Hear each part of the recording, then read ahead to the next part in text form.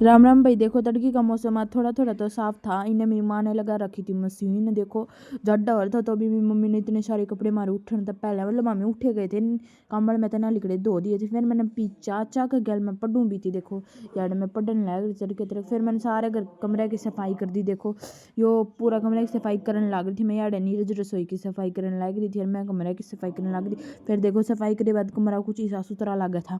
देख लो कितना स्वीट कितना साफ सफाई करे बात तो करे एक नंबर का चमक जाया करे सुथरा लगा ना गाइस बताइयो। और फिर यो देखो नीरज ने इस कमरे की सफाई कर दी बिल्कुल चमका दिया था यो वाला कमरा। देख सको था मैं खुद देखो गाइस कितना अच्छा लग रहा था हमारे को। फिर खाना में था दही आलू की सब्जी और बाजरे दी रोटी। फिर हम नहा धो कर चल गए मौसी रूडा बनाई मौसी ने चाह। फिर सामने लग गई थी भूख तो ये बनाई सेवैया।